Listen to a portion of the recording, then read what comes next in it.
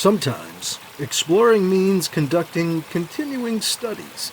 I'm author and researcher Mike Luoma, looking into the ancient stone mysteries of New England and sharing what I find in my videos, writing, and Facebook group.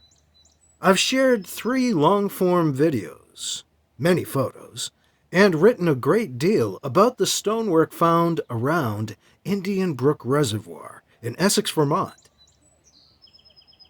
The site has been reported to archaeologist Curtis Hoffman, author of Stone Prayers, for his ongoing database of stone sites, and to the Vermont state archaeologist Jess Robinson, who didn't respond to my report. You can also read about Indian Brook Reservoir and its stonework in my book, Ancient Stone Mysteries of New England.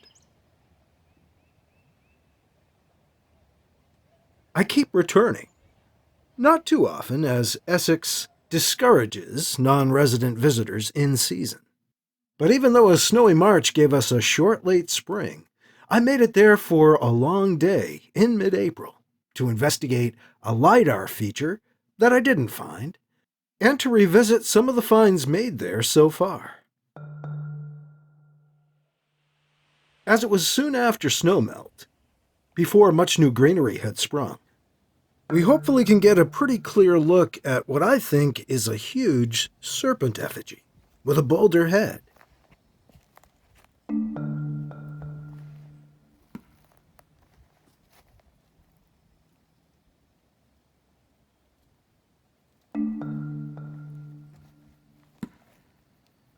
This is looking down at it from the hiking path. You might be able to see the spine of the serpent, or even its Boulder Head.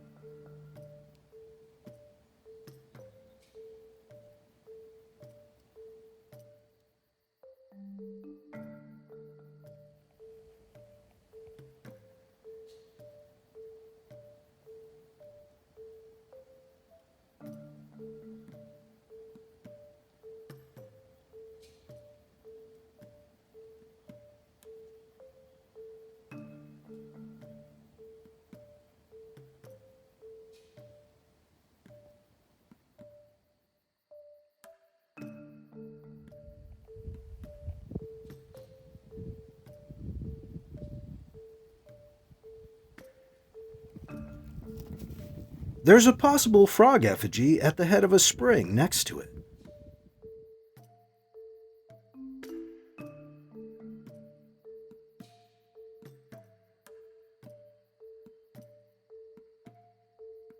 We'll go down the hill a little and come in around next to the spring.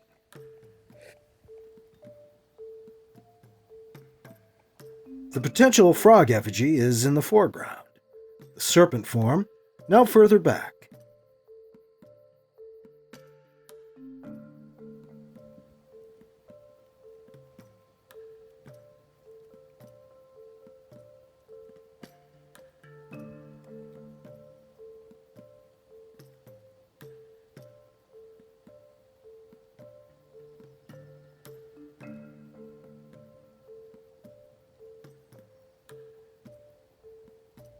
The spring flows out from under the frog, and a possible pointed Manitou stone attests to the significance of this scene.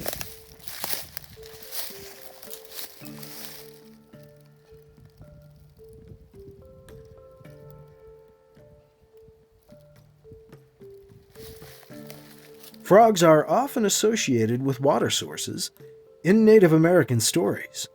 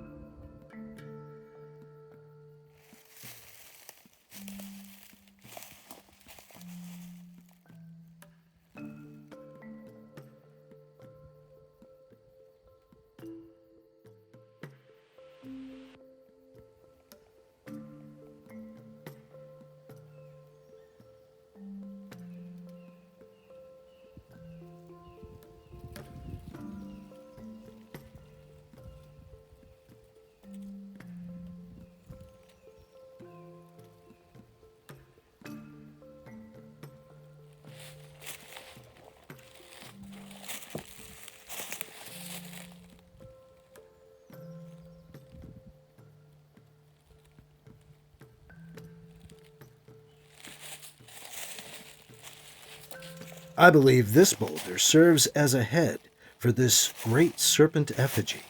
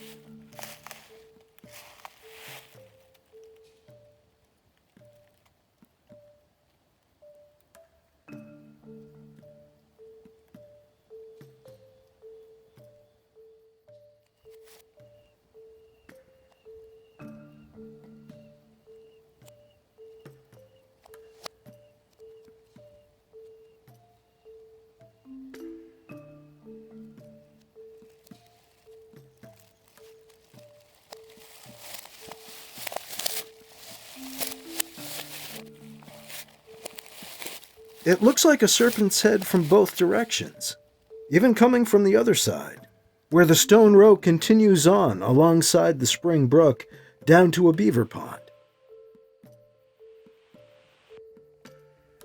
Coming around the boulder to head back the way we came, on the other side of the serpent, we can see the way the stone row was deliberately curved and shaped to resemble a serpent's neck where it connects with its boulder skull.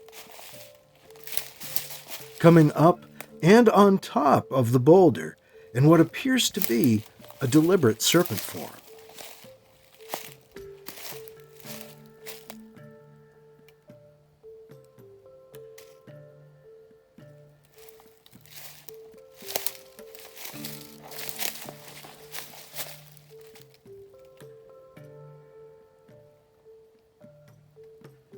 Though I can anticipate the explanation, this does not look like the accidental results of field clearing to my eyes.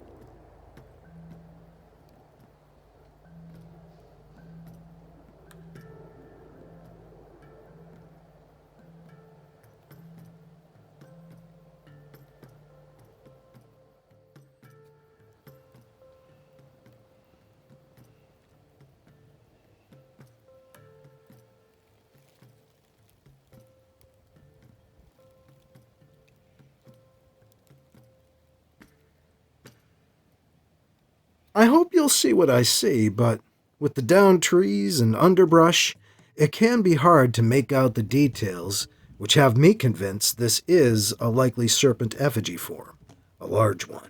One that reminded me of Ohio's Serpent Mound.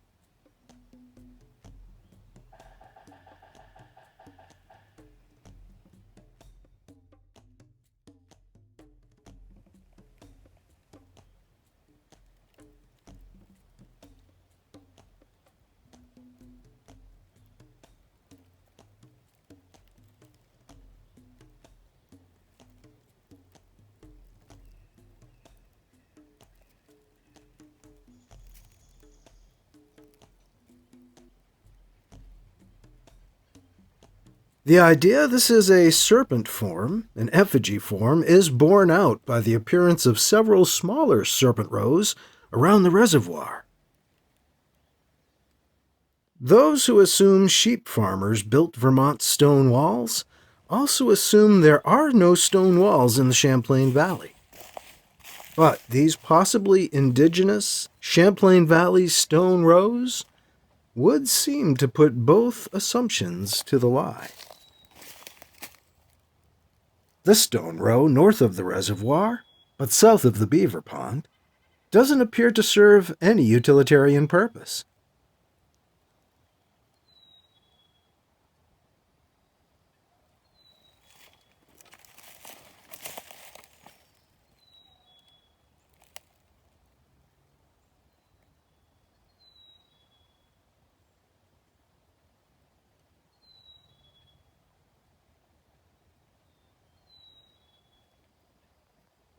Note the undulations and possible fins along its length.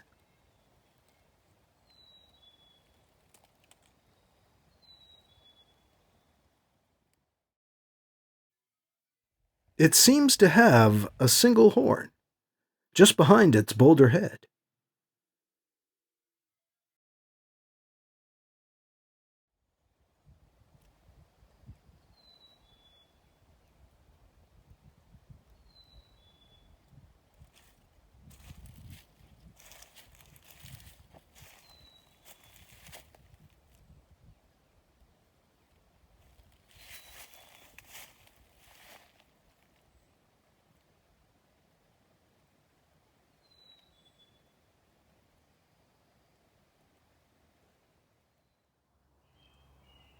I spent some time with this stone row on the west side of the reservoir.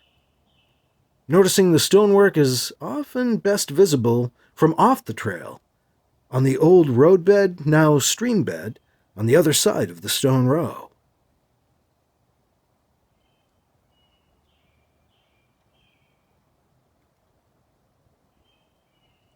So the trail is actually up on the other side of the stone row.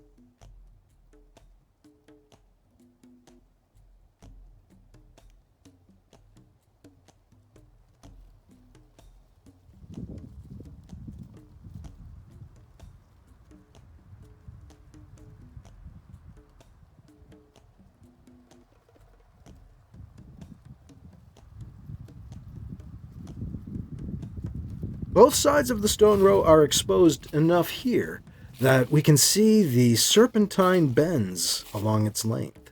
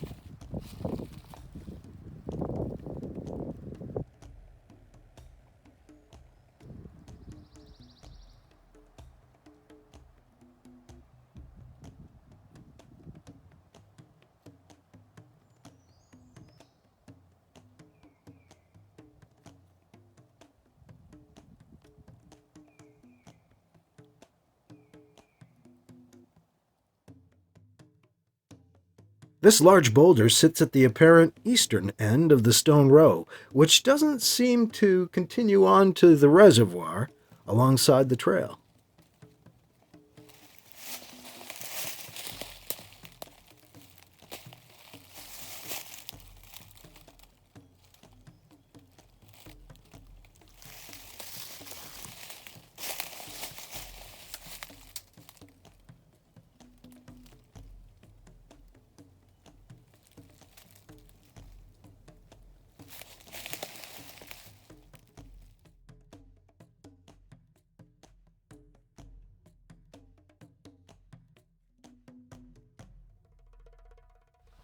There is stonework along and in the brooks around the reservoir.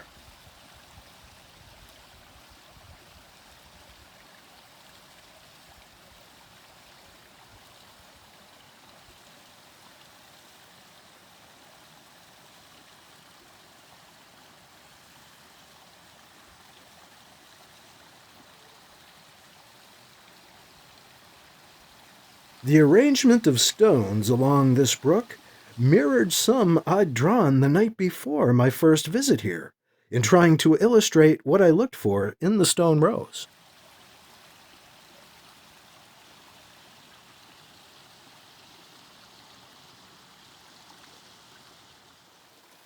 A bit further upstream, I found this clearly engineered pool.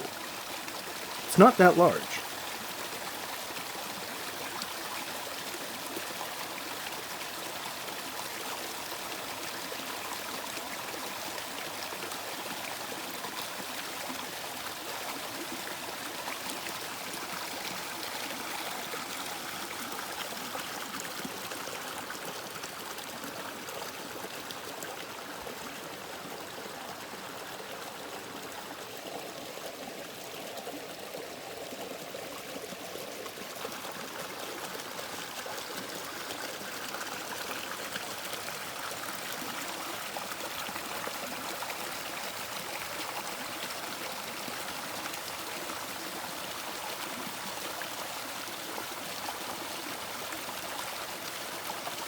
I don't know who made this, or why, but it could be indigenous.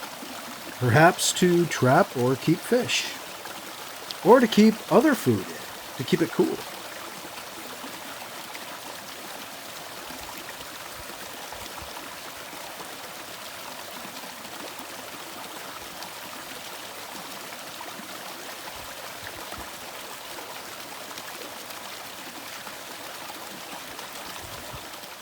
Not surprisingly, there's a lot of stonework in an area marked on some park maps as Stonewall Corner, the walls attributed to settlers and sheep farmers. I disagree. we seem to see indigenous design forms even on the main trail.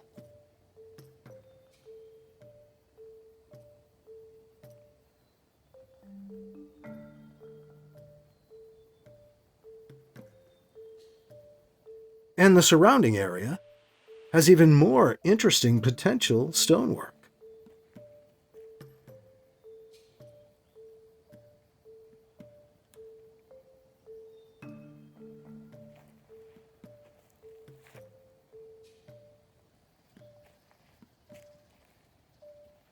This could be a ceremonial stone landscape.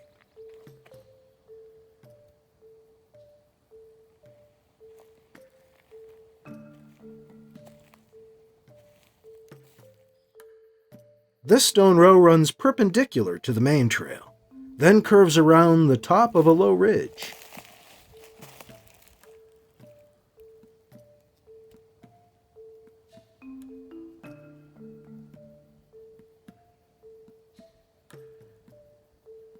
It, too, possesses interesting design forms.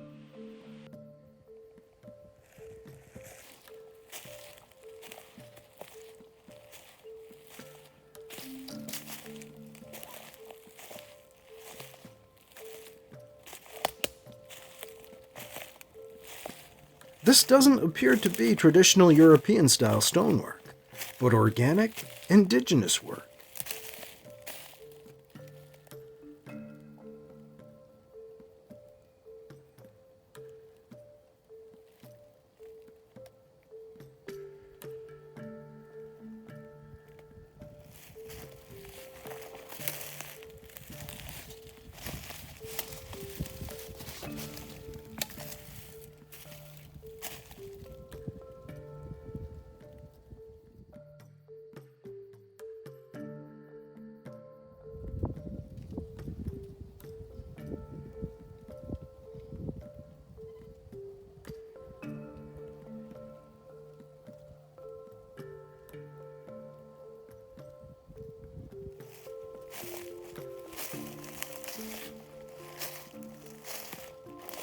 This form with a prominent gap is very intriguing.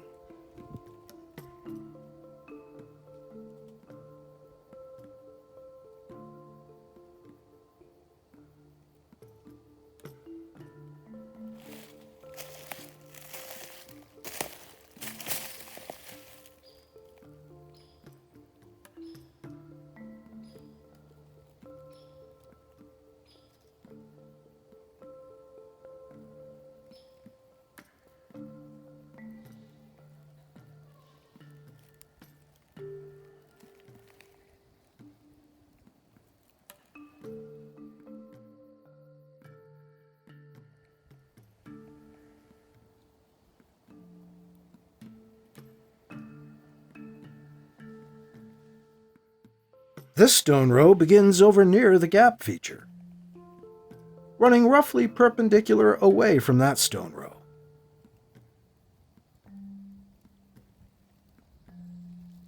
If the moss-covered bedrock looks like it's pointing at something, it kind of is.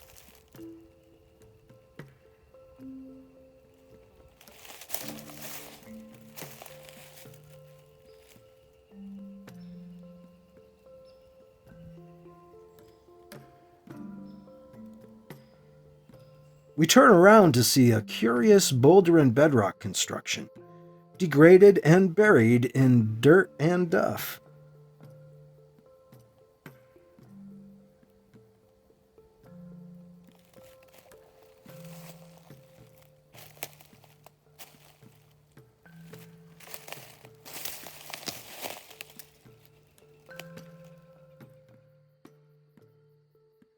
But as we make our way around it, it appears it could have once been some kind of effigy construction.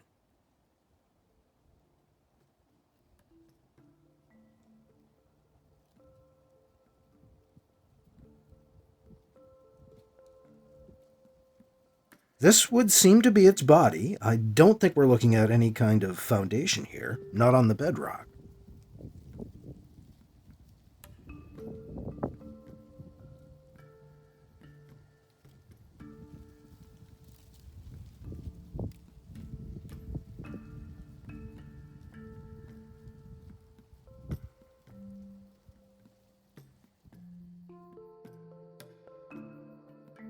This appears to be the tail section.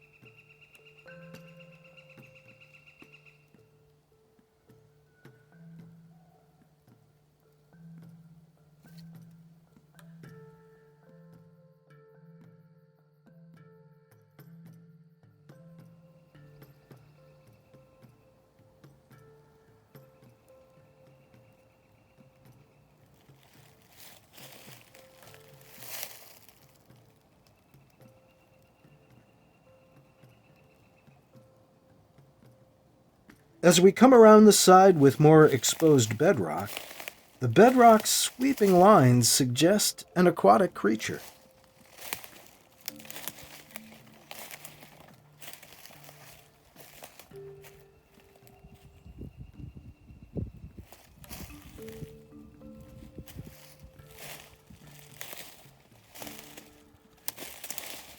Fin-shaped stones atop the outcrop might support the idea this is an aquatic creature.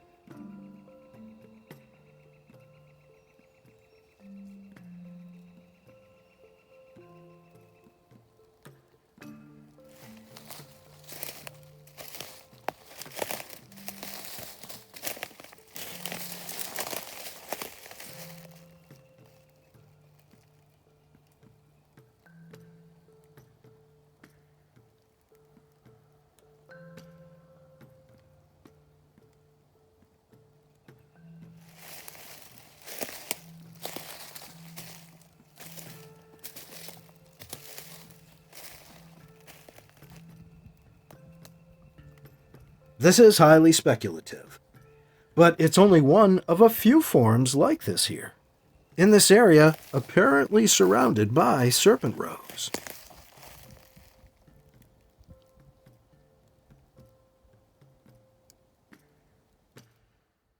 Further along the main trail in Stonewall Corner, undulating stone rows snake along parallel with the reservoir shore. On the other side of the trail, this short stone row of mostly greenish-hued stones juts out from the curve of the ridge.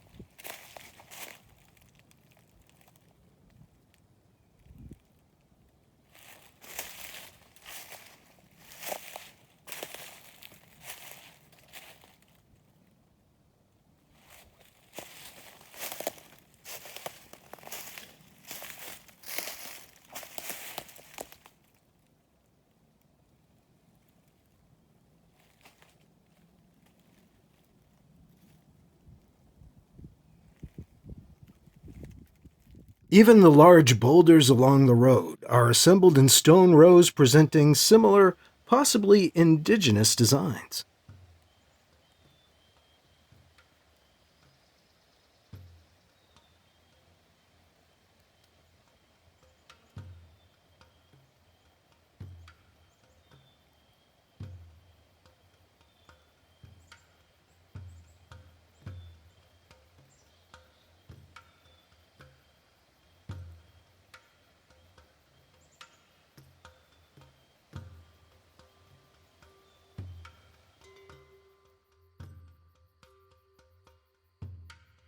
I also came across a few wingstones on this trip, a couple of which might be interpreted to be in alcoves, which is a new feature, or a newly proposed feature, I've been finding in the Champlain Valley.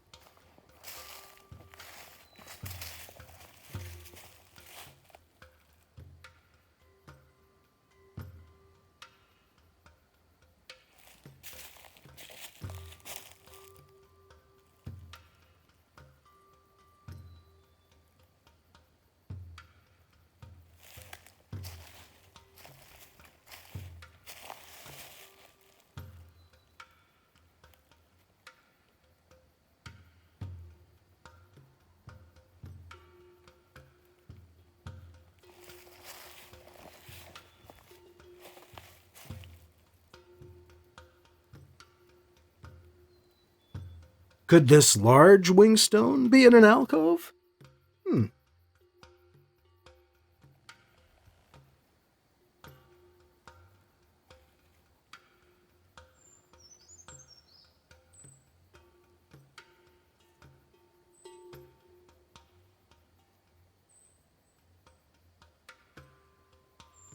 There is, of course, a lot more to see here. I've made almost 3 hours of video on this place, not counting this one. I'm Mike Luoma. Thank you for joining me in revisiting Indian Brook Reservoir.